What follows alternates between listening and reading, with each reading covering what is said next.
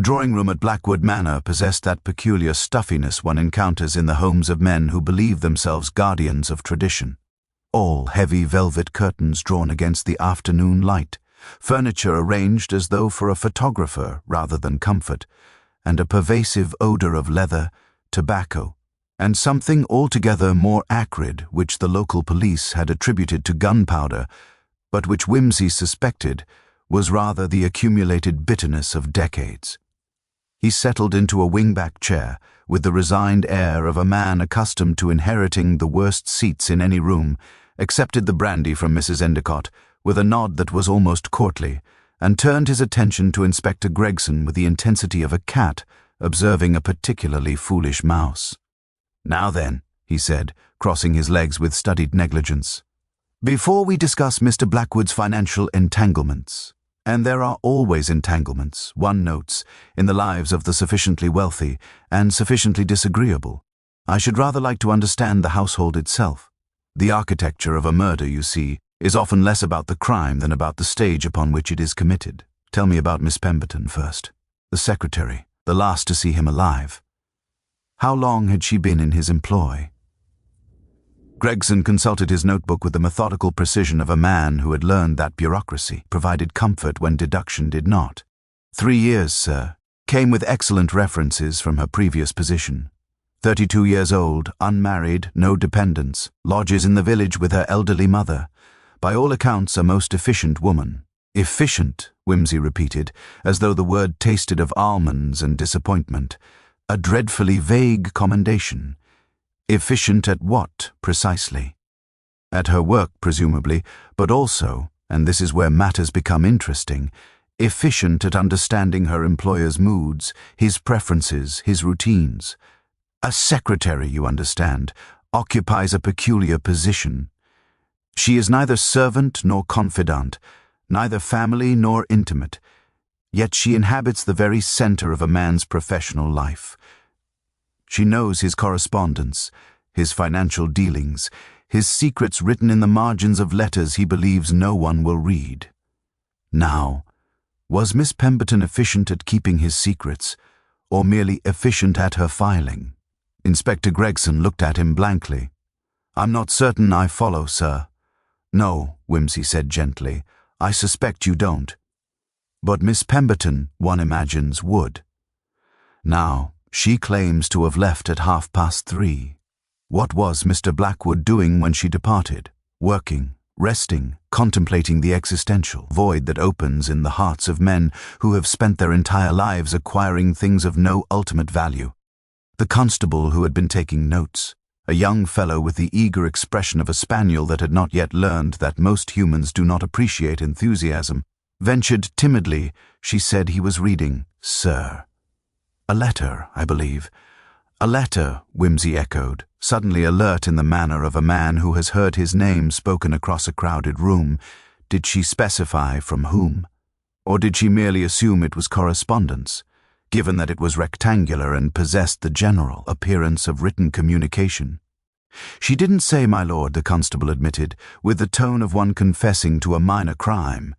Inspector Gregson asked about his state of mind, whether he seemed troubled, but she said he seemed quite ordinary. Peculiar that anyone would think a man reading his own death warrant might show some sign of disturbance.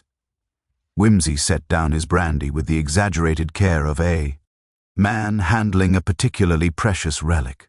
"On the contrary, my dear constable, it is precisely when people do not show the signs we expect that matters become interesting. A man receiving genuine troubling news typically exhibits physiological responses, color changes, trembling hands, altered respiration. The absence of such signs suggests either that the letter contained nothing of particular moment, or that Mr. Blackwood had already received the intelligence it contained through other means. One begins to wonder whether this letter was a letter at all, or whether Miss Pemberton merely observed him holding something that approximated the general shape and properties of written correspondence."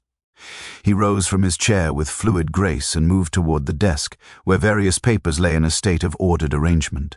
The study was locked from the inside, he continued, speaking almost to himself now, as men do when following a thread of logic that exists only in the landscape of their own minds. "The weapon has vanished. The clock runs slow. The window stands ajar. Miss Pemberton claims to have left at 3:30. The body was discovered at 5 o'clock. The church bell, we are told, tolls 6.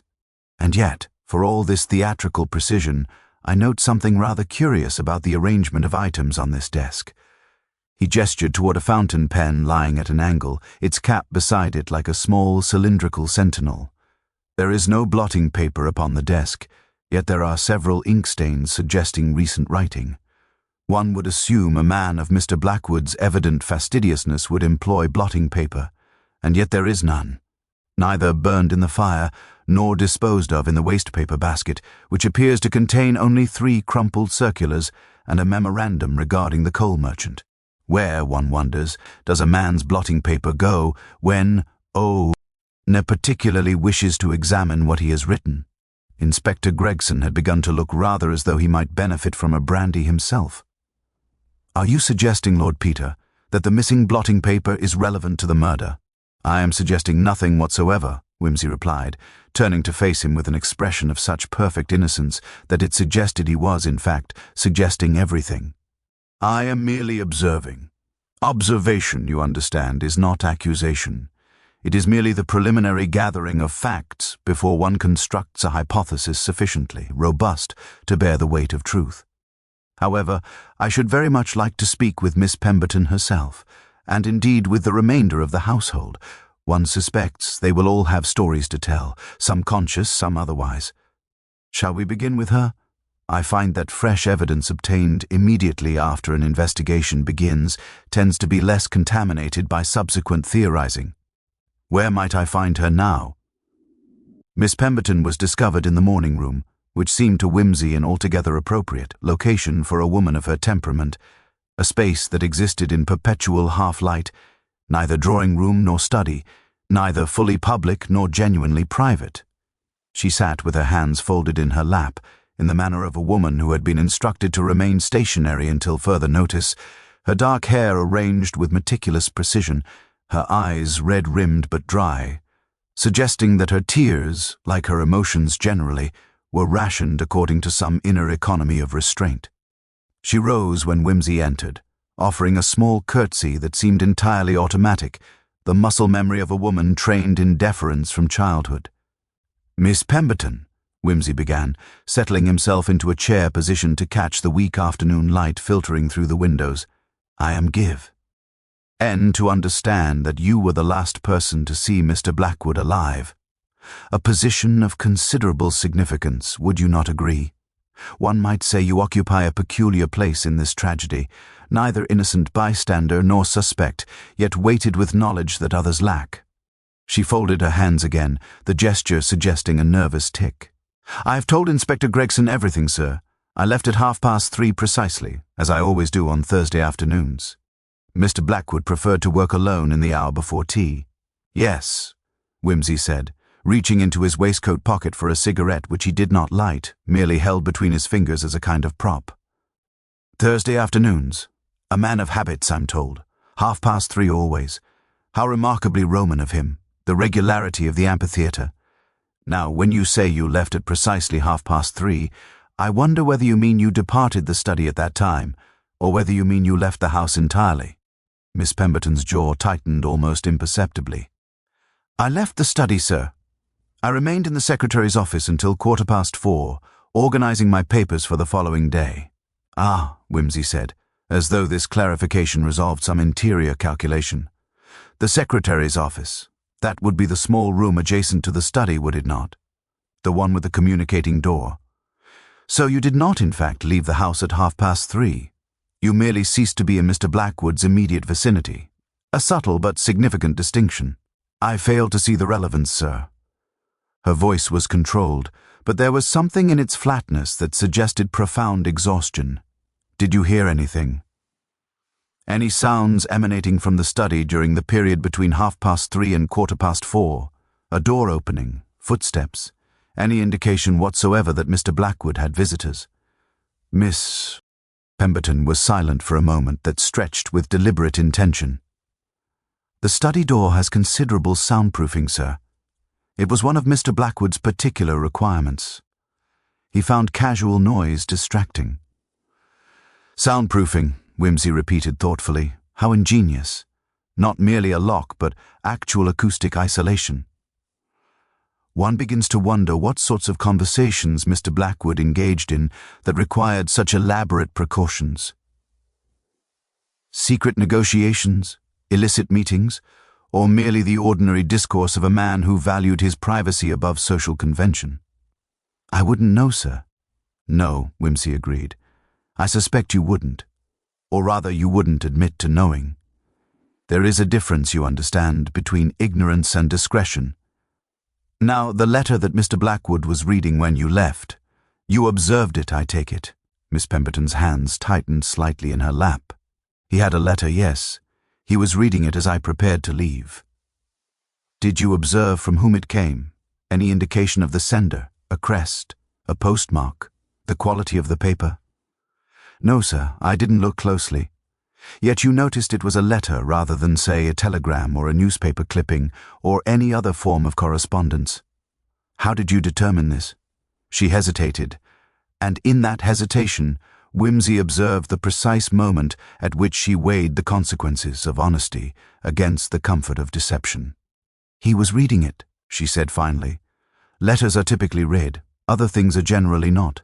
True, Whimsy conceded, though I find that postcards are frequently read, as are telegrams, advertisements, even the occasional newspaper article. Still, your observation is reasonable. Now, when you returned from the secretary's office at 4:15 to collect something, you did need to collect something, I imagine, to justify entering the study. What was the condition of the study door? Miss Pemberton's colour had shifted, becoming marginally paler. The door was locked, sir. It is always locked when Mr. Blackwood is inside. Always, Whimsy repeated, such consistency, yet you said nothing to Inspector Gregson about attempting to open it yourself. One might wonder why. Was the door locked from your side, or did you merely assume it locked? I didn't attempt it, sir. I knocked, and Mr. Blackwood told me to come back later. His voice was quite clear through the door. Whimsy lit his cigarette at last, the small flame illuminating his features in a manner that suggested either profound intelligence or profound madness, a distinction, he had often reflected, that society was generally reluctant to draw with precision. And yet the study door possesses soundproofing of considerable quality. Curious that his voice was quite clear. Either the soundproofing is considerably less effective than its reputation suggests, or Mr. Blackwood was deliberately speaking in elevated tones designed to carry through an otherwise insulated barrier. Tell me, Miss Pemberton, in the 3 years of your employment, had you ever known Mr. Blackwood to raise his voice in anger or emotion? She didn't answer immediately. When she did, her voice was barely audible. No, sir, never. Then why would he do so on this particular Thursday afternoon? Whimsy rose from his chair with deliberate slowness, moving toward the window where he could observe the garden beyond, a space rendered grey and melancholic by the approaching winter. I begin to suspect, Miss Pemberton, that you heard precisely what Mr. Blackwood wished you to hear, which suggests that at 4:15 Mr. Blackwood was very much alive and aware of his surroundings, yet at 5 o'clock, when the household attempted to rouse him, he was decidedly deceased. That leaves a window of PR. Precisely 45 minutes, during which a murder occurred, in a locked study with no visible weapon. A curious state of affairs, wouldn't you say? Miss Pemberton rose from her chair with the jerky motions of a marionette whose strings had been pulled with unexpected force, her composure finally fracturing like ice beneath spring thaw. I don't know what you're implying, Lord Peter, she said, her voice trembling with the effort of maintaining dignity in the face of accusation. But I assure you I had nothing to do with Mr. Blackwood's death. I was in the secretary's office. Several people can attest to this. Can they? Whimsy asked, turning from the window with an expression of mild curiosity. Who, precisely? The servants were occupied with their afternoon duties, I imagine. The household would have been rather quiet at 4:15, that peculiar liminal hour between luncheon and tea when domestic establishments tend towards somnolence. No, I suspect you were quite alone in the secretary's office. which is precisely what makes your testimony so unreliable and yet simultaneously so illuminating." He moved toward her with that characteristic grace that made even predatory observation seem like social courtesy. "I am not implying that you murdered Mr. Blackwood, Miss Pemberton. Indeed, I suspect you are precisely what you claim to be, an efficient secretary with an unfortunate knowledge of matters that would be far more comfortable remaining obscure. However, I am deeply curious about the nature of that letter, the one Mr. Blackwood was reading, the one he was so eager to conceal that he conducted an elaborate pantomime of raised voices to convince you he remained alive and occupied, when, in fact, something rather more interesting was transpiring." He settled back into his chair, crossing his legs with studied ease. "You see, I have spent the better part of 2 decades observing human behavior in circumstances of extreme stress and emotional disturbance. Murder tends to clarify matters wonderfully. All pretense falls away, and one is left with the crystalline truth of human nature in its most essential form. And what I have observed about men such as Mr. Blackwood is that they rarely, if ever, raise their voices unless they are engaged in either passion or performance. A man reading a letter does not suddenly elevate his vocal register. Yet you heard his voice quite clearly through a supposedly soundproof door. This suggests to me that Mr. Blackwood was performing for your benefit, which in turn suggests that he was aware you might otherwise become concerned and investigate his prolonged silence." Miss Pemberton sank back into her chair, her hands trembling now with palpable anxiety. "I don't understand," she whispered. "What are you saying?" "I am saying," Whimsy continued with merciless precision, "that between the hours of 3:30 and 4:15, Mr. Blackwood was almost certainly not alone in the study. That the soundproof door and the locked mechanism were employed not to prevent entry, but to provide cover for a conversation or confrontation that required privacy. And that at 4:15, when you knocked, you interrupted something of considerable importance. Mr. Blackwood, wishing to maintain the fiction that nothing unusual was occurring, called out to you, deliberately raising his voice to convince you of his continued solitary occupation and well-being. This performance, Miss Pemberton, was not for your benefit alone. It was for the benefit of whoever else was present in that room." The color drained from Miss Pemberton's face entirely, leaving her looking rather like a watercolor left too long in the rain. "You're suggesting someone was in the study with him?" "I am suggesting," Whimsy said, "lie, that at 4:15, Mr. Blackwood was alive and aware. That he was engaged in some form of interaction with at least one other person. That this person either remained in the study after you departed or was admitted to it shortly thereafter. And that by 5 o'clock, Mr. Blackwood was deceased, and this mysterious visitor had vanished, leaving behind no weapon, no trace, and no obvious means of escape." He rose once more and moved toward the mantelpiece, where a series of framed photographs documented the decline of Blackwood family fortune through the generations, each portrait growing progressively more severe and less prosperous. "Now, what I require from you, Miss Pemberton, is not an account of what occurred, for I suspect you do not know the essential facts. Rather, I require you to tell me about the letter, about its appearance, its apparent weight, its general character, and most crucially, I require you to tell me whether, in your 3 years of employment, you had ever seen Mr. Blackwood receive correspondence from this particular sender before." Miss Pemberton stared at her hands as though they belonged to someone else entirely. When she spoke, her voice was barely audible. "There was a return address," she said finally. "I glimpsed it only briefly, but I remembered because it was unusual. The letter bore no name, merely initials and an address in London. J.M., care of a solicitor's office in Gray's Inn." "J.M.," Whimsy repeated softly. How remarkably cryptic.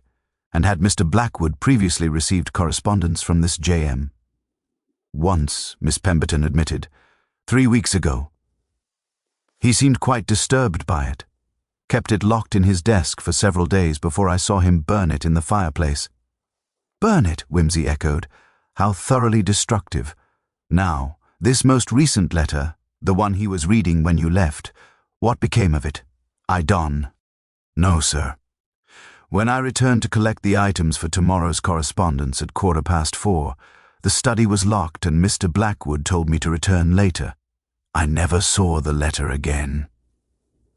Whimsy smiled that peculiar, unsettling smile once more. How convenient. A correspondence designed to provoke, delivered by an anonymous party, and subsequently vanishing without trace. One begins to wonder whether this letter was in fact the cause of Mr. Blackwood's death, or merely the catalyst. "Tell me, Miss Pemberton, in the 3 years you have worked for Mr. Blackwood, did he ever mention anyone named J.M.? A relation, perhaps? An old acquaintance? Someone from his past?" She hesitated, and in that hesitation lay the answer before she had even spoken. "There was someone," she said finally. "I found an old photograph in his desk once, when organizing his papers. He saw me looking at it and became quite angry. He took it from me and locked it away, but before he did I saw it was inscribed on the back. 'To my dearest James, forever yours, M.' I assumed it was his mother." "His mother," Whimsy said thoughtfully, "would more likely be labeled Mother, or perhaps Mama." The designation, "My dearest James," suggests rather more intimate affection, and the signature, M, rather than a full name, suggests either a woman using only her initial, or a woman whose name began with the same letter as his. How very interesting. I wonder whether Inspector Gregson has had occasion to inquire about Mr. Blackwood's personal history, his romantic entanglements, his past. Miss Pemberton looked at him with something approaching terror. "You think someone from his past has killed him?" "I think," Whimsy said softly, "that the past has a remarkable way of intruding upon the present, particularly for men like Mr. Blackwood, men who have secrets they wish to keep buried. And secrets, Miss Pemberton, have a peculiar quality. They do not remain buried indefinitely." Inspector Gregson was discovered in the study itself, standing before the fireplace with the expression of a man who had been appointed custodian of a mystery that steadfastly refused to yield to conventional investigation. He looked up as Whimsy entered, his moorhen eyes reflecting a mixture of hope and desperation that suggested the local constabulary had begun to suspect they were dealing with forces beyond their comprehension. "Lord Peter," he said, with the careful civility of a man attempting to maintain professional dignity whilst acknowledging his own inadequacy, "I wonder if you might have made progress. The body has been removed to the morgue, and Dr. Thurston has confirmed death by gunshot wound to the heart at approximately 4:30 to 5 o'clock. The weapon remains unaccounted for." 4:30 to 5, Whimsy repeated, moving toward the desk with the purposeful stride of a man who had already begun constructing a mental architecture of the crime.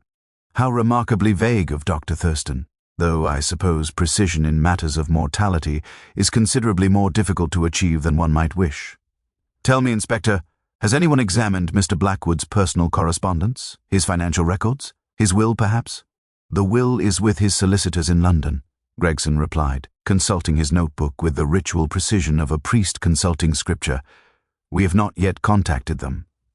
As for his correspondence, there are several decades' worth of letters and documents in this desk. It would take weeks to examine them all thoroughly."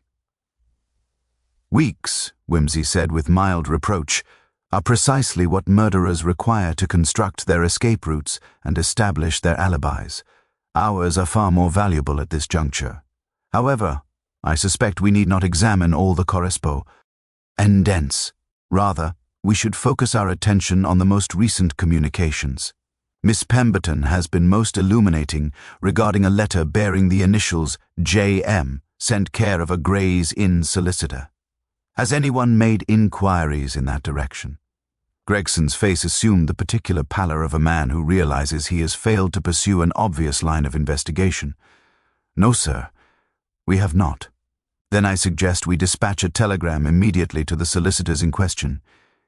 Inquire regarding the identity of J.M., the nature of the correspondence, and whether they have received any communications regarding Mr. Blackwood's estate in the past several days.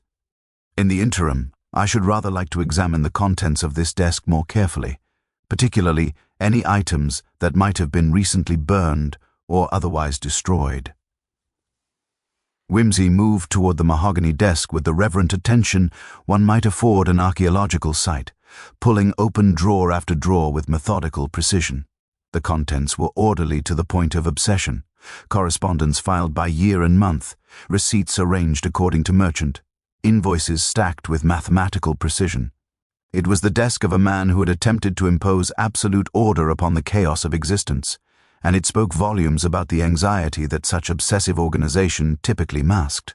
"Here," Whimsy said finally, reaching toward the back of a lower drawer. "What have we?" He withdrew a leather-bound ledger, its pages yellowed with age, and opened it to reveal handwritten entries dating back some 25 years. The handwriting was feminine, looping and graceful, filled with the kind of intimate observations one might commit to a diary rather than a financial record. A woman's handwriting, Whimsy observed, his eyes scanning the entries with increasing interest. And these appear to be not ledger entries at all, but rather personal observations. Listen to this. "James promises that next spring we shall go to Florence. He says he will leave everything for me, but I do not believe him. He is afraid of what his family will say.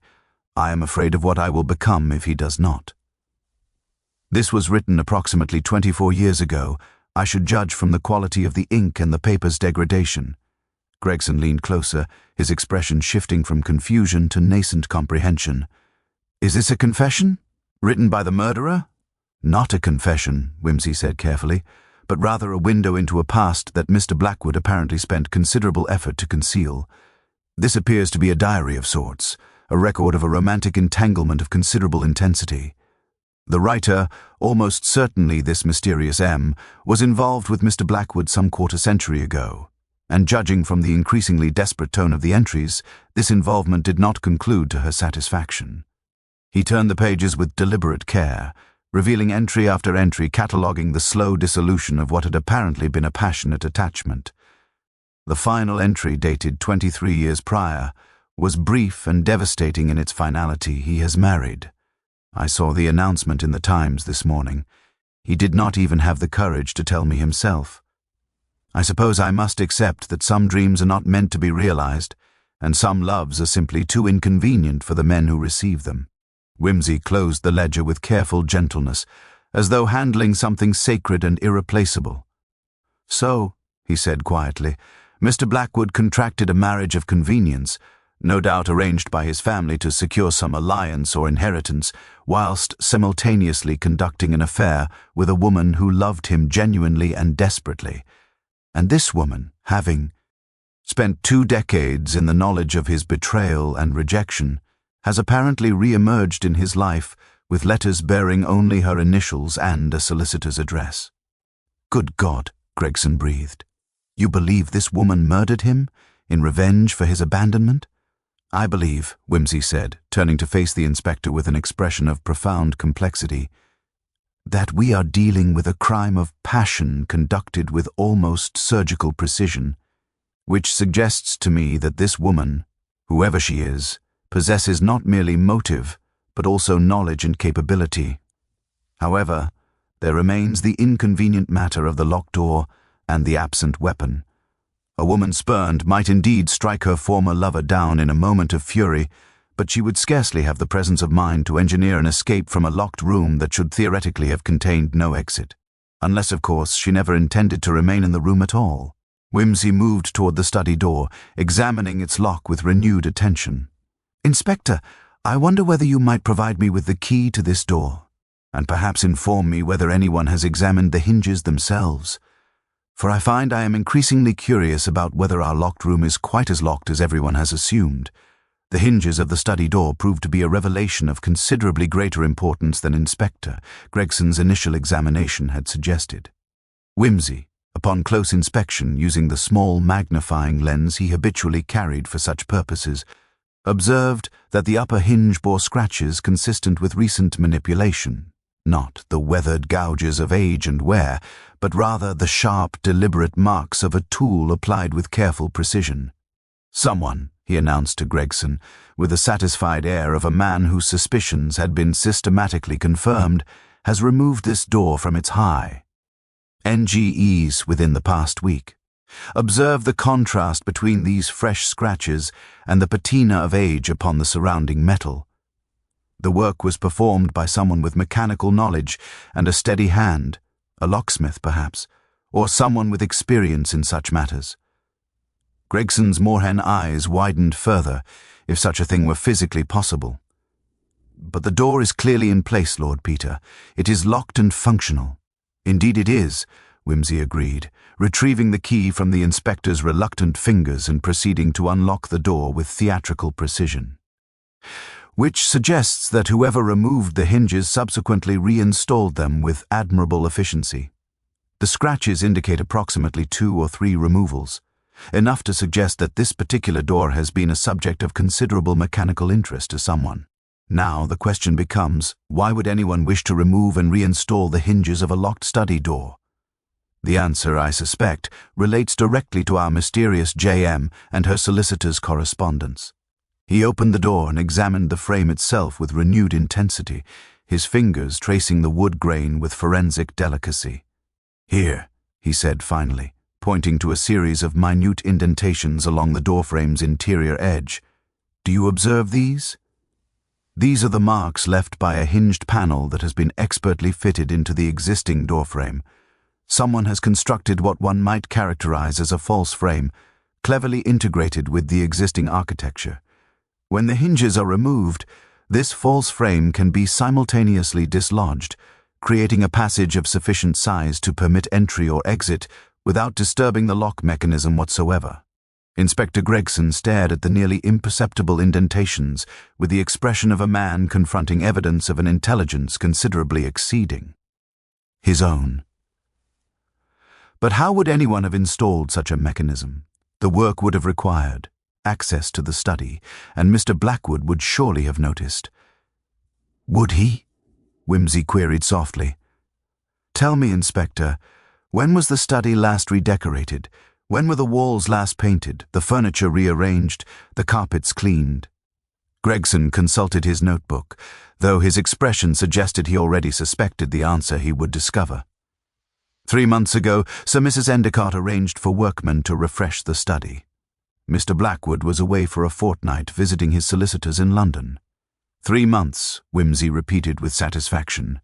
Precisely sufficient time for someone with mechanical aptitude and considerable resources to arrange for modifications to a room that its occupant would, upon his return, have little reason to inspect with meticulous attention. A locksmith, you understand, can fabricate remarkably convincing false frames. A skilled craftsman can install such mechanisms in ways that remain virtually undetectable to the casual observer.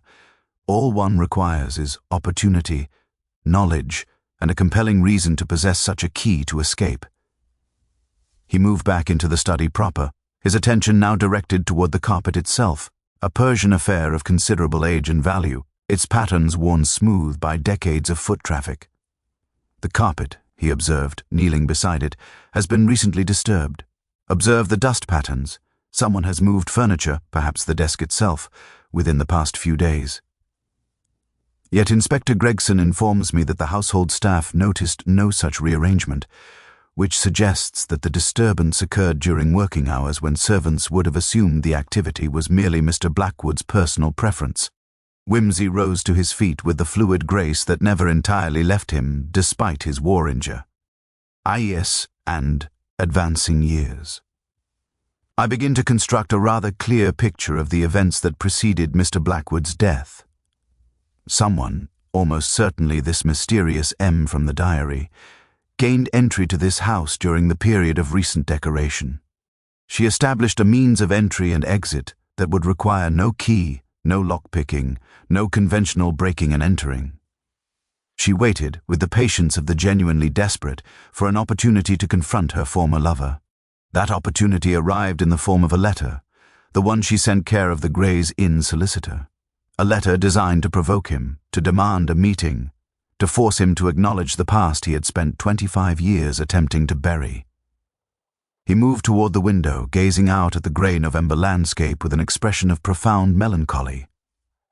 Mr. Blackwood, receiving this letter, experienced something that men in his position invariably experience when confronted with the consequences of their youthful selfishness: panic.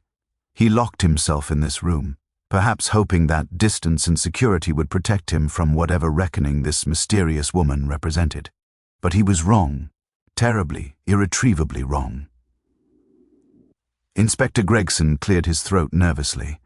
"Are you suggesting this woman killed him through the false door mechanism?" "I am suggesting nothing of the sort," Whimsy replied with a precision that bordered on the pedantic.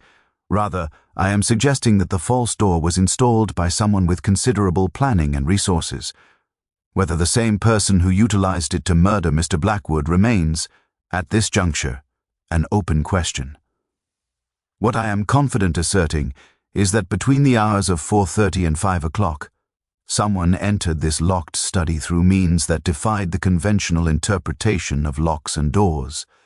Someone who knew Mr. Blackwood intimately enough to predict his responses and vulnerabilities. Someone who possessed either the capability or the knowledge to obtain a firearm and to use it with sufficient accuracy to strike directly through the heart. And someone who, upon completion of this task, possessed the presence of mind to exit through the very mechanism that had permitted entry, leaving behind no trace of their passage save for the absence of a weapon that was never recovered and a door that remained, to all appearances, locked from within. He turned to face Gregson with an expression of such concentrated intensity that the inspector involuntarily stepped backward. "I require you to contact the Gray's Inn solicitors immediately. I require you to obtain their complete client list for the past 5 years, and I require you to make inquiries regarding any female clients who have specifically requested discretion regarding their communications and their identity. For I suspect, Inspector, that JM is not merely a woman seeking revenge. She is a woman who has spent considerable time and considerable money to engineer Mr. Blackwood's downfall. And such dedication suggests that she possessed resources far beyond those of an ordinary discarded mistress. Which raises the most intriguing question of all: who is this woman? And what hold she upon Mr. Blackwood's conscience were sufficient to justify such elaborate vengeance? The telegram from the Gray's Inn solicitors arrived at 8:30 the following morning, delivered by a breathless postboy whose cheeks flushed with the exertion of cycling through the November cold. Inspector Gregson, who had spent the night in the Manor's guest room under the pretense of closer investigation, but who Whimsy suspected, had remained primarily to avoid the embarrassment of returning to his village headquarters empty-handed, seized upon it with the desperati on of a drowning man clutching at driftwood. The contents, when decoded, proved to be rather more illuminating than the inspector's hopeful expression had anticipated. The solicitors confirmed that their client J.M. had retained their services 3 years prior, precisely the time, Whimsy noted with interest, when Miss Pemberton had observed the first mysterious letter in Mr. Blackwood's possession. The client maintained strict confidentiality regarding her identity, communicating exclusively through written correspondence, and insisting upon anonymity in all official documentation. However, the solicitors had been instructed to contact Mr. Blackwood upon receipt of the final letter, the one Miss Pemberton had observed being read on that fateful Thursday afternoon. That letter, according to the solicitor's clerk, had contained a demand for a meeting to be conducted at a specific location on a specific date, accompanied by an implicit threat that failure to comply would result in the revelation of certain information to parties whose knowledge of said information would prove considerably damaging to Mr. Blackwood's reputation and financial standing. Blackmail, Gregson breathed, his moorhen eyes achieving new levels of protrusion. The woman was blackmailing him. Not blackmail, Whimsy corrected gently, though his tone suggested he did not expect the distinction to be readily grasped. Blackmail implies a demand for payment in exchange for silence. This reads rather more like a summons, a demand for confrontation rather than money. The threat of revelation served merely as insurance to ensure compliance. Our mysterious M was not interested in Mr. Blackwood's financial resources. She was interested in Mr. Blackwood himself. He moved through the study with renewed purpose, his attention now directed toward the personal items that had previously escaped detailed examinat. A framed photograph upon the mantelpiece depicted Mr. Blackwood as a younger man, perhaps 30 years prior, standing beside an elderly woman of aristocratic bearing, whom Whimsy reasonably assumed to be his mother. Another photograph, tucked somewhat surreptitiously behind a bound collection of Tennyson's poetry, showed the same younger Blackwood in informal dress, his arm encircling the waist of a strikingly beautiful woman whose dark eyes possessed an intensity that seemed to burn through the photographic emulsion itself. The woman's face bore a remarkable resemblance to someone Whimsy had observed only hours previously in Spectre, he said quietly, holding the photograph toward Gregson. Does this woman bear any resemblance to anyone connected with this household? Gregson examined the photograph with growing confusion. I am not entirely certain, Lord Peter. The photographic quality is rather poor, and the woman's features are somewhat obscured by age and fading. Look more carefully, Whimsy urged, particularly at the eyes, the bone structure, the general carriage. Does she perhaps resemble anyone you encountered yesterday during your preliminary interviews? The inspector's moorhen eyes suddenly achieved a state of perfect understanding. Good God, he whispered. The housemaid, the young woman in the upper corridors. There is something familiar about the features, though I cannot precisely— Of course you cannot, Whimsy interrupted with characteristic asperity, because the resemblance is not immediately obvious to those unfamiliar with the context. However, I observed yesterday that the housemaid, a Miss Sarah Whitmore, if I recall correctly, possessed certain characteristics that suggested she was not native to this household. Her accent contains traces of several distinct regions, as though she had spent time in various locations. Her manner, whilst outwardly deferential, suggests someone accustomed to greater social standing, and most tellingly, her hands bear calluses and marks inconsistent with ordinary domestic service. They are the hands of someone who is engaged in mechanical work of some precision. Gregson sank into the nearest chair with the expression of a man whose understanding of the world had suddenly fractured into innumerable pieces. You believe this housemaid is connected to the murder? That she is this mysterious J.M.? I believe, Whimsy said, settling himself into his customary chair with studied thoughtfulness, that Miss Sarah Whitmore is almost certainly not the woman's real name. I believe that the housemaid currently employed within this household is, in fact, the daughter, or perhaps the granddaughter, of the woman depicted in this photograph. I believe that she was employed here specifically to facilitate the installation of the false door mechanism and to serve as both witness and instrument in whatever tragedy was designed to befall Mr. Blackwood. And I believe that the Gray's Inn solicitor's records will reveal that the mysterious J.M. has been represented by a legal guardian or trustee whose identity has been deliberately obscured through layers of corporate and personal obfuscation. He rose once more and moved toward the desk, where he retrieved a leather-bound personal address book from the lower drawer. Opening it to the M section, he discovered a single entry written in the same feminine hand that had populated the diary. M. Holloway Drake, care of the Ashford Nursing Home, Tunbridge Wells. Written instructions only. Do not contact by telephone. Whimsy's expression shifted into something approximating genuine satisfaction. Nursing home, he repeated thoughtfully. How perfectly logical. Our mysterious M, having spent 25 years nursing her wounds and constructing her revenge, has apparently spent the intervening years nursing quite literal ailments as well.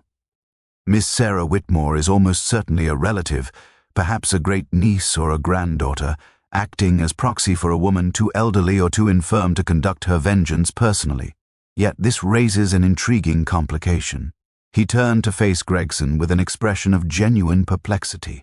If Miss Whitmore was indeed the instrument of Mr. Blackwood's death, if she was the one who entered through the false door and fired the fatal shot, then we must confront the rather awkward fact that she remains here, in this household, apparently unconcerned about the inevitable discovery and apprehension.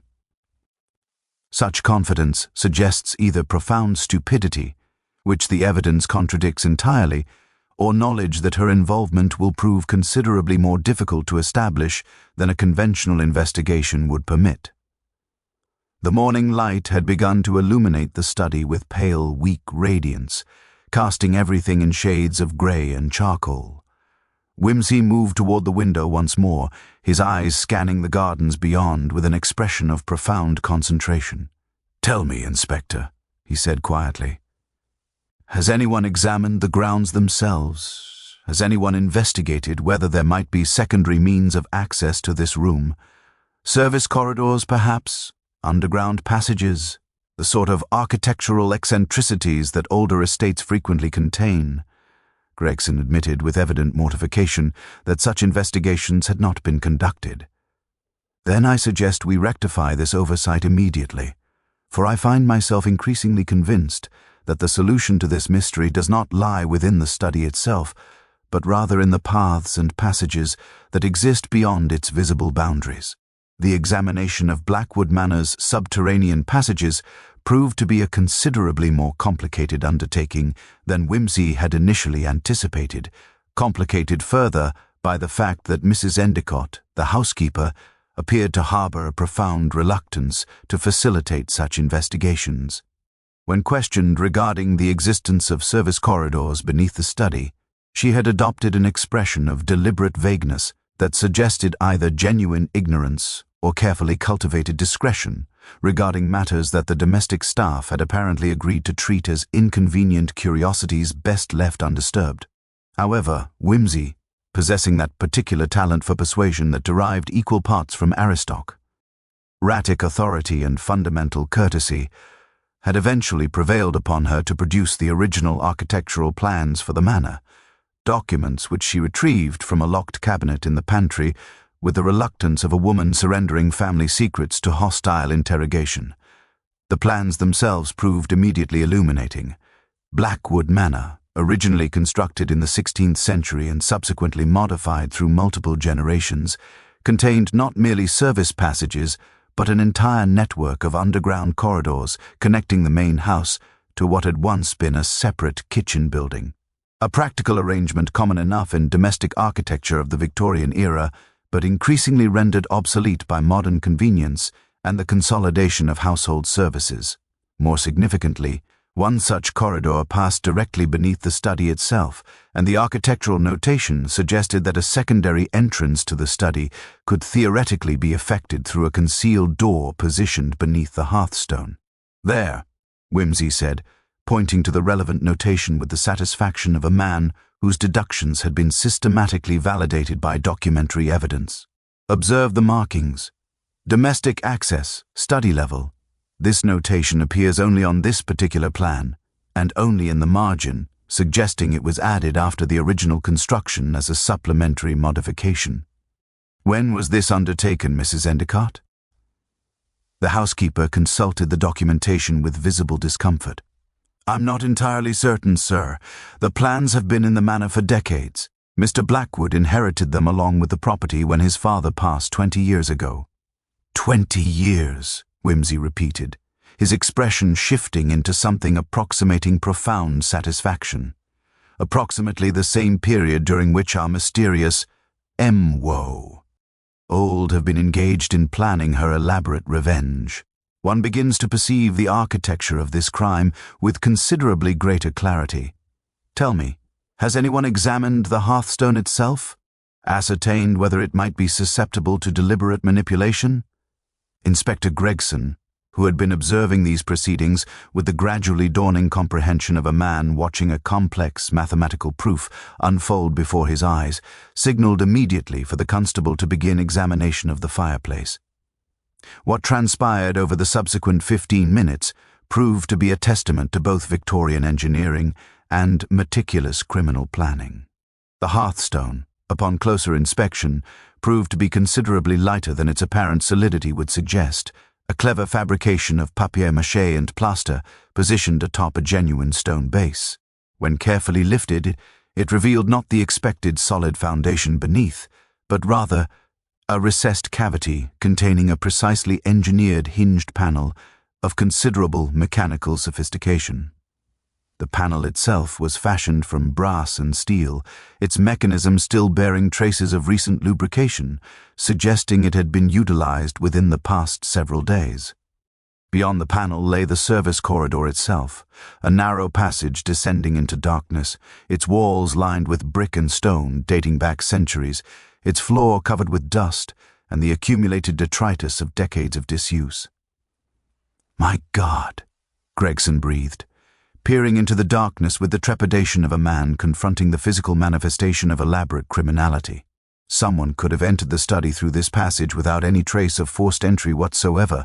Not merely entered, Whimsy corrected, descending the stone steps with careful deliberation, his manner suggesting he was conducting an archaeological expedition into the depths of human depravity, rather than examining the scene of a contemporary murder, but entered and departed with absolute assurance of remaining undetected. The mechanisms are far too sophisticated to have been created recently. I should estimate that this particular modification to the hearthstone was undertaken approximately 3 years ago, precisely the period during which the Gray's Inn solicitors first made contact with Mr. Blackwood. Someone, you understand, was conducting what one might characterize as an extended reconnaissance mission, installing mechanisms, learning the household rhythms, establishing precisely how and when Mr. Blackwood could be approached with minimal risk of detection. He emerged from the passage several minutes later, having examined its full length and established that it terminated at a brick wall that appeared to have been deliberately sealed at some point in the distant past. The passage originally connected to the external kitchen building, he explained upon his return to the study proper, but has since been blocked to prevent unauthorized access. However, one notes that the brick ceiling is considerably newer than the surrounding stonework. I should estimate it was sealed approximately 5 years ago, well before our mysterious M commenced her campaign of elaborate vengeance, which suggests that someone spent considerable time and effort ascertaining that this particular passage could no longer serve as a means of external access, and therefore must have utilized the study itself as the terminal point of her ingress. Gregson had begun to pace the study with the characteristic motion of a man attempting to integrate bewildering evidence into some form of coherent narrative structure. But if she entered through the hidden door, accessed the study, and murdered Mr. Blackwood, how did she exit? Surely the passage itself would have provided only a single route of egress? Precisely, Whimsy agreed, his expression suggesting he had anticipated this objection with considerable confidence. Which is why I must presume that Miss Sarah Whitmore, or whatever her true name might be, did not in fact murder Mr. Blackwood at all.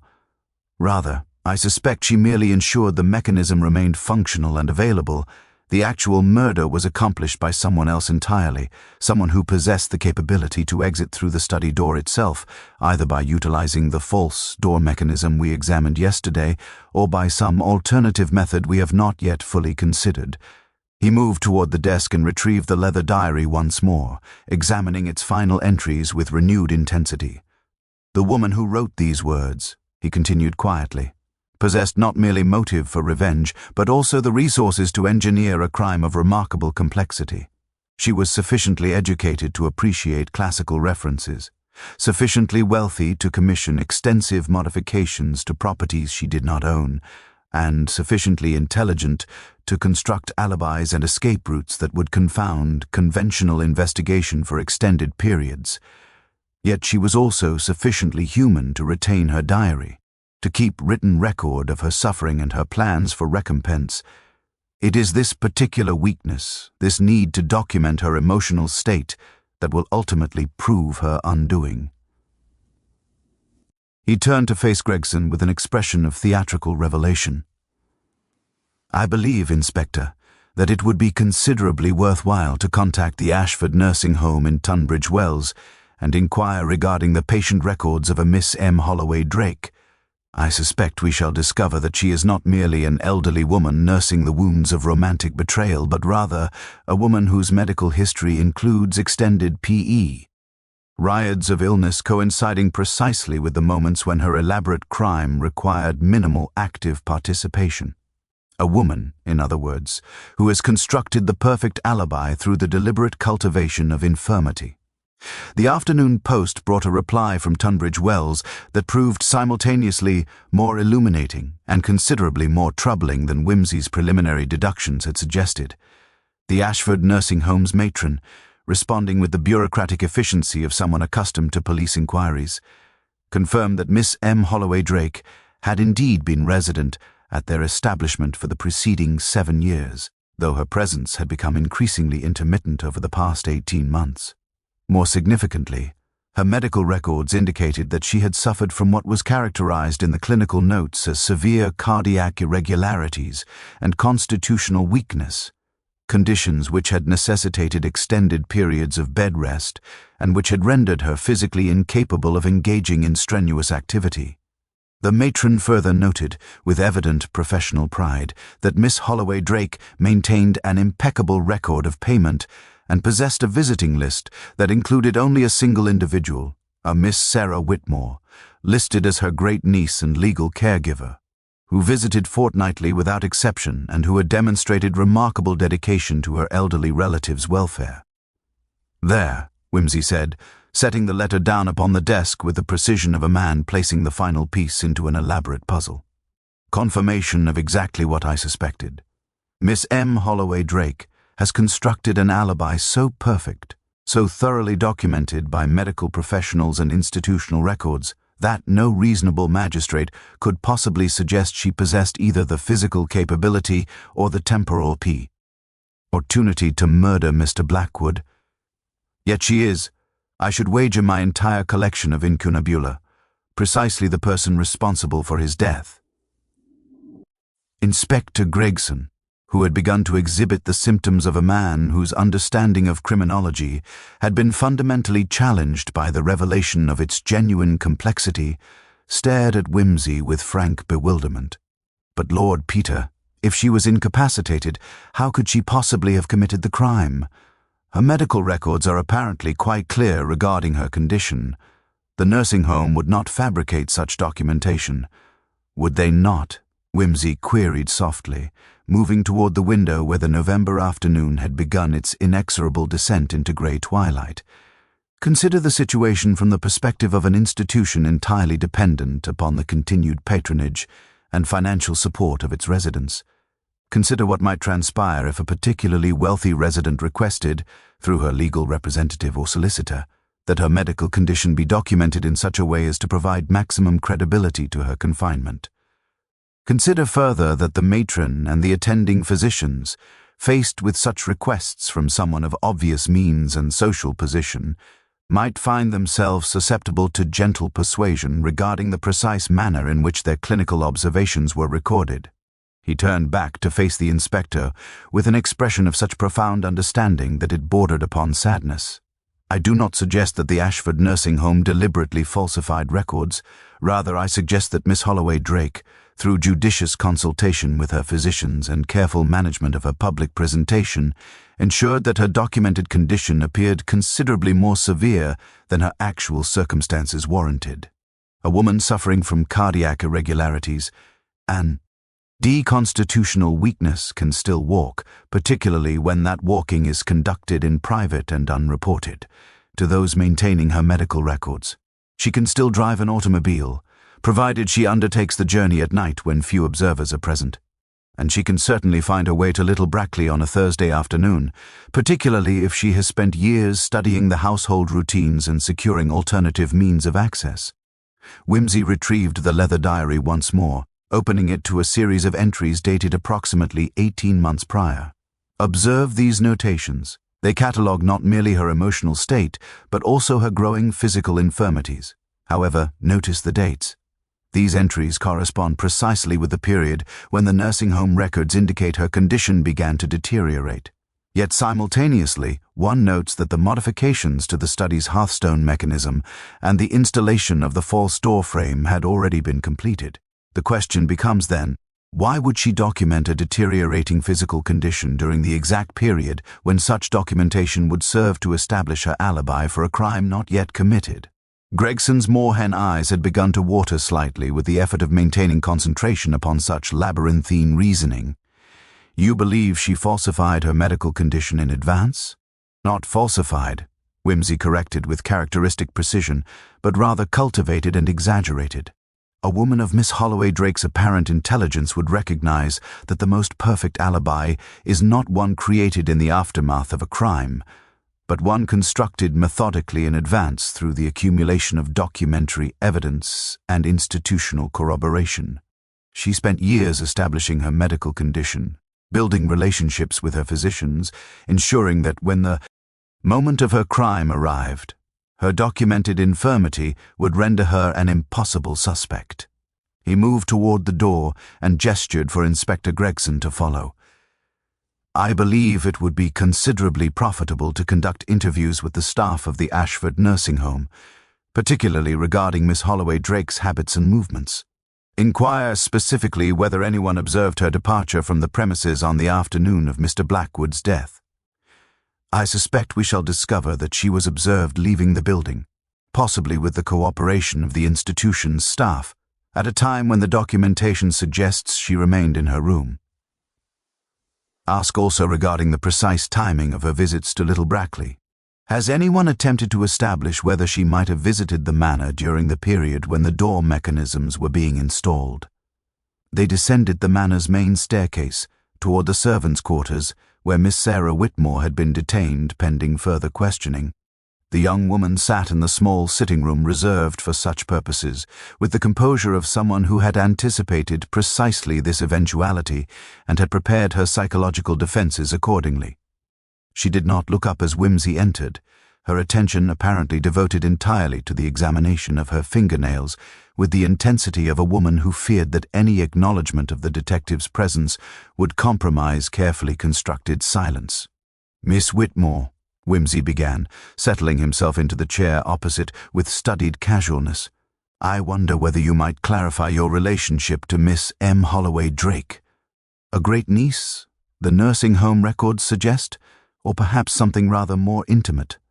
A daughter, perhaps, whose legitimacy was rendered inconvenient by her mother's romantic entanglement with Mr. Blackwood some 30 years ago." The young woman's hands trembled almost imperceptibly, confirming the accuracy of his deduction before she had uttered a single word in response. "I see," Whimsy continued with a gentleness that seemed far more devastating than any accusation could have been. "Your great-aunt, or perhaps your grandmother, spent 3 decades nursing not merely her romantic wounds, but also the consequences of her liaison with Mr. Blackwood. And when the opportunity for revenge finally presented itself, you became her instrument. The question now becomes whether you acted from genuine filial loyalty or whether you were simply manipulated by a woman of considerable intelligence and considerable resources into becoming complicit in an act you did not fully comprehend." Miss Sarah Whitmore maintained her silence for precisely 3 minutes and 47 seconds, a duration that Whimsy noted with the casual precision of a man accustomed to measuring the intervals within which human resolve typically fractures under the weight of accumulated evidence and psychological pressure. When she finally spoke, her voice possessed the quality of something released under considerable strain, as though the words themselves had been compressed within her throat for so extended a period that their emergence constituted a kind of violent eruption. "She's my mother," she said quietly, her eyes still averted from Whimsy's scrutiny. "Not my great-aunt. She told everyone she was my great-aunt because that's what the story required. That's what made sense given the timeline and the history. But she's my mother. She bore me in secret, gave me to be raised by her sister, my aunt, because acknowledging my existence would have complicated her narrative of victimization and tragedy. I grew up believing I was the daughter of a woman who died in childbirth, when in reality I was the illegitimate child of a man too coward to acknowledge his own child, and a woman too ashamed to claim her." Whimsy lit a cigarette with deliberate ceremony, the small flame illuminating his features in a manner that suggested neither judgment nor sympathy, merely the clinical interest of a man observing a particularly complex specimen of human behavior. "And when did she inform you of this fact?" Miss Whitmore's hands clenched into fists upon the table before her. "When I turned 21, when she decided I was old enough to understand the full scope of my father's betrayal.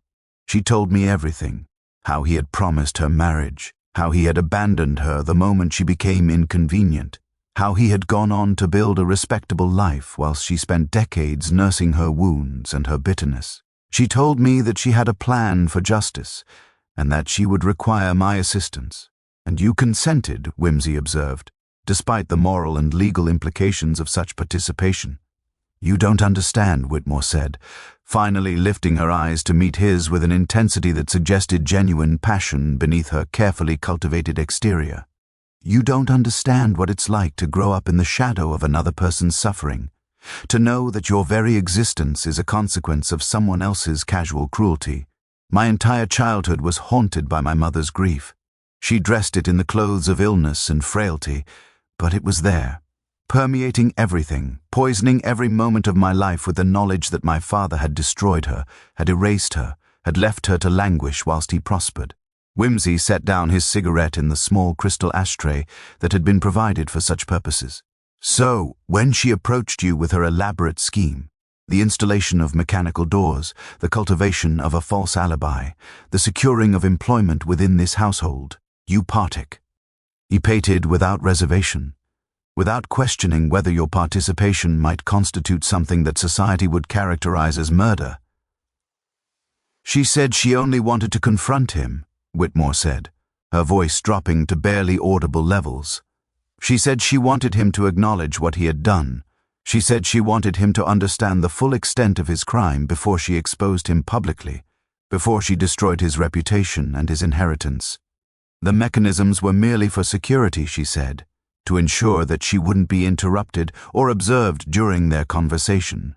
Whimsy rose from his chair and moved toward the small window, through which the November darkness had begun its complete descent upon the manor grounds.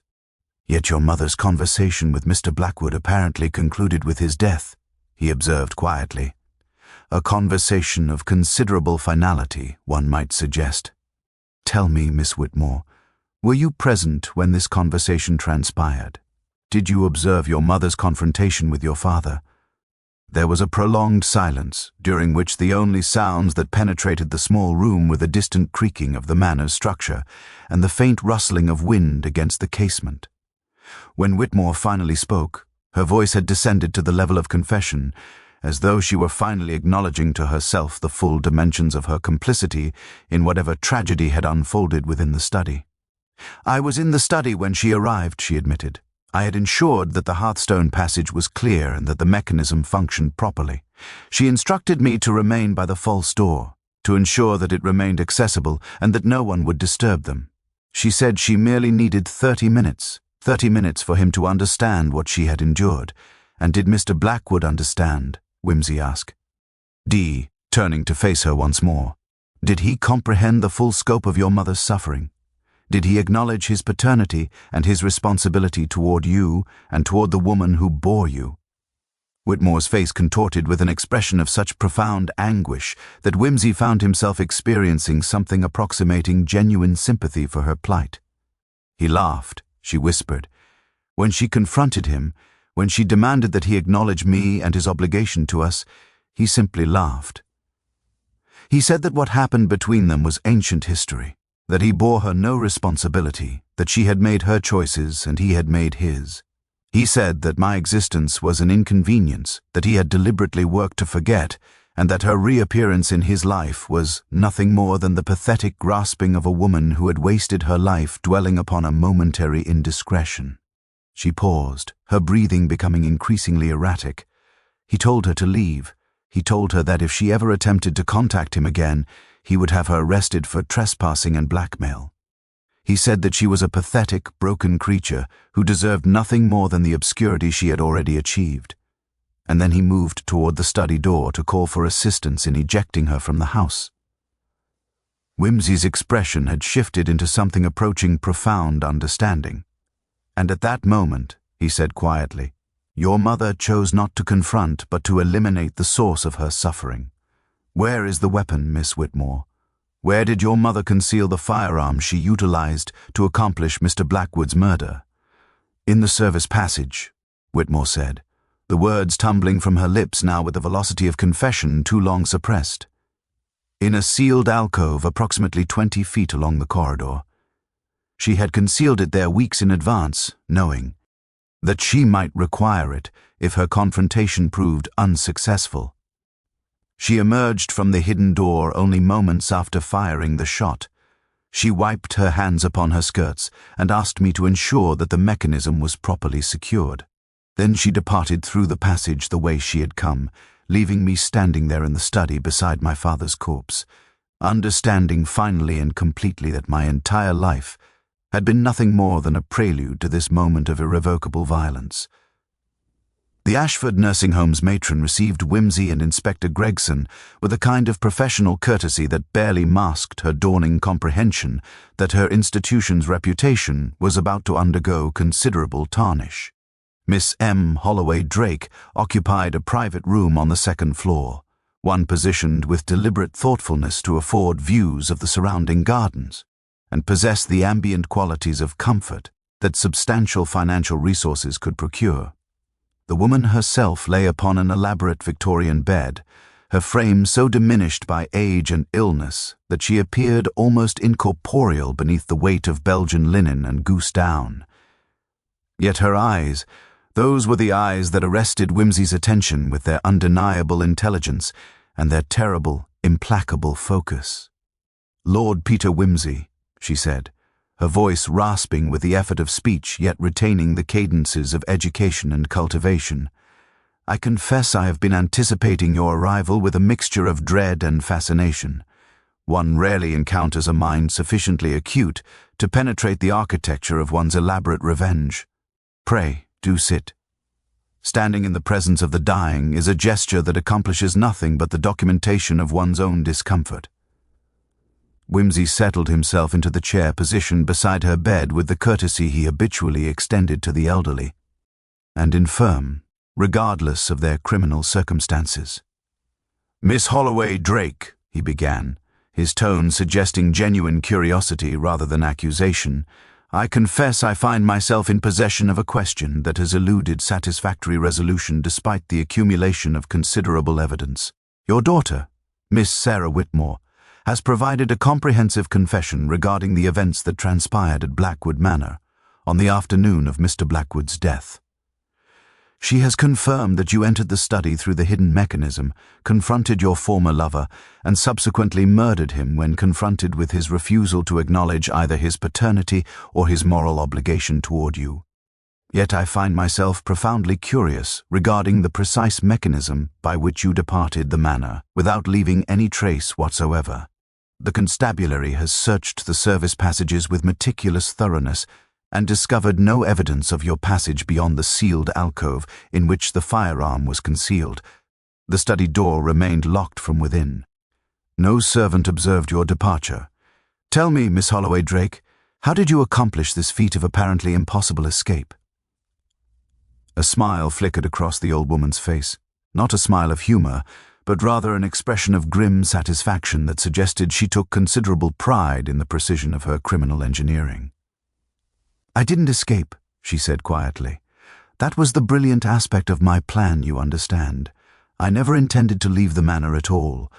My daughter departed through the service passage, secured the mechanism behind her, and proceeded to the village where she established an alibi through careful manipulation of the household timeline. But I remained in the study with James's corpse and waited until the household commotion had sufficiently progressed that my presence company would be accommodated within the general confusion."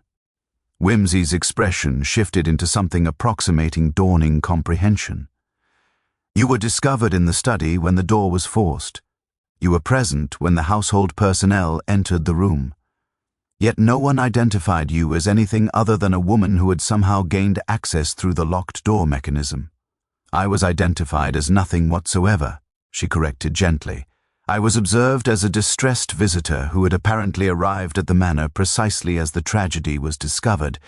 Inspector Gregson, in the midst of his confusion, accepted my presence without question.